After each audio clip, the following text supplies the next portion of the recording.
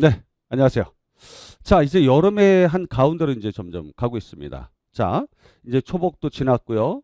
이제 중복, 말복 이렇게 순차적으로 오겠죠. 삼계탕 좀 드시나요?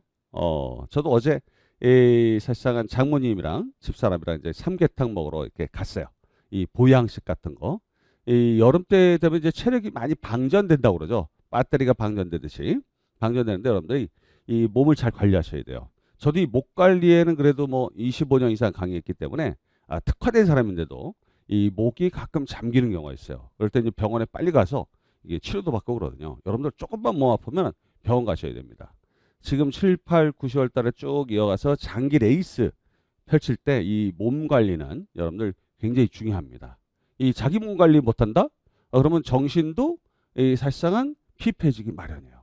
그래서 항상 여러분들 몸 자체 이 자체를 굉장히 관리 잘 하셔야지 이 정신, 멘탈 이런 것들이 끝까지 유지가 됩니다. 여러분들. 특히 지금 이 장마에서 뭐 우기처럼 쫙 비 내리다가 갑자기 또 맑아지고 그러잖아요. 그래서 이 리듬이 사실 여러분들을 굉장히 힘들게 할 거예요. 그렇더라도 여러분들이 매일매일 체온 유지라든가 이런 걸 잘 관리하시고 너무 선풍기라든가 에어컨 많이 쓰지 마시고요. 땀 좀 뺄 때는 좀 빼시고 그리고 보양식도 좀 챙겨 드세요. 맨날 먹던 뭐 이렇게 라면, 김밥 이렇게 먹지 말고 다른 것도 좀 이렇게 좀 드시고요. 아마 요즘 같은 철에는 이 기상청 예보관들이 굉장히 힘들 거예요. 왜냐하면 비 온다고 했는데 정작 비가 안 와요. 또 비가 안 온다고 했는데 갑자기 비바람 몰아치고 막 그래요. 이 예측이라는 거죠. 예측. 우리 몸도 예측할 수 없죠. 근데 저는 이 제 몸도 관리해야 되지만 이 출제 문제도 예측을 해야 됩니다.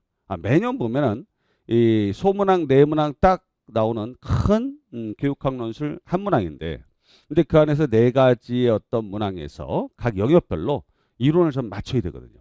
이게 그래서 뭐 보통 이제 이 교육학 책이 없는 것들에 대한 거는 맞추기가 조금 어렵지만 그래도 교육학 책에 있는 건 제가 대부분 맞춰 왔습니다. 내용들을. 그렇기 때문에 제가 항상 예측해요. 근데 예측하는데 저도 틀릴 때가 있어요. 왜냐하면 이게 나온다 그러는데 그 내용은 초등교직에서 나오고 중등에서는 정작 나오지 않는 경우도 있습니다. 자, 요번에도 예상 문제를 만들었거든요. 근데 7-1입니다. 자, 7-1.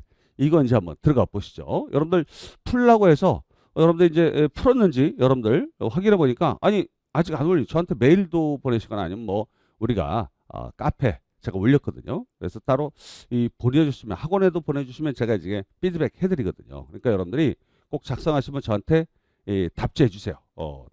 이 글을 쓴 거를 저한테 사진 찍어서 스마트폰 사진만 찍어도 돼요. 아니면 한글로 써서 보내셔도 됩니다. 그걸 갖다가 수업 시간에 같이 한번 자세하게 비교 평가하는 그런 시간 한번 갖도록 할 거예요.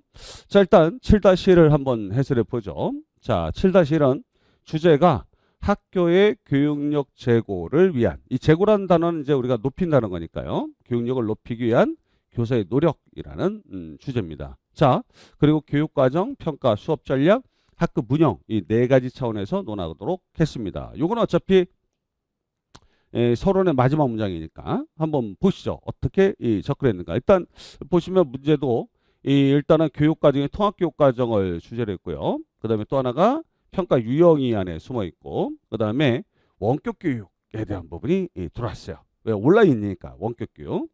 그 다음에 여기서 보면 이제 애덤스 또는 아담스의 동기 과정 이론 이게 뭐예요? 바로 공정성 이론에 대한 부분을 넣어놨고요. 그 다음에 기대 이론 이렇게 넣어놨습니다. 자, 그러면은 밑에 이제 서로를 어떻게 들어가냐? 자, 일단 교육력을 높인다.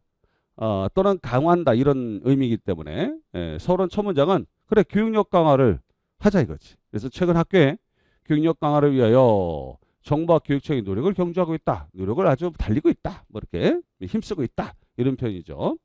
그러나 문제제기 아직도 학교 교육의 정상화가 필요하다는 주장이 많다는 점에서 학교의 교육력 강화가 필요하며 그렇죠? 즉 뭐냐면 학교 교육의 정상화를 위해서는 더 많은 교육력 강화가 필요하다. 뭐 이런 의미예요. 필요하며 이에 대한 교사의 노력이 필수 불가결하다. 이렇게 된 거죠. 그래서 문제제기 문장은 그냥 뭐 이런 어떤 목표 교육력 강화든지 창의력이라든지 뭐 전인 교육의 주제로 나오든 아니면 뭐 학생의 요구를 잘 반영하기 위해서는 그러나 하면서 이제 전제 조건을 내세우든가 아니면 문제점을 제시하든가. 이 그러나라는 거는 그러나 이런 노력에도 불구하고 아직도 더 필요하다.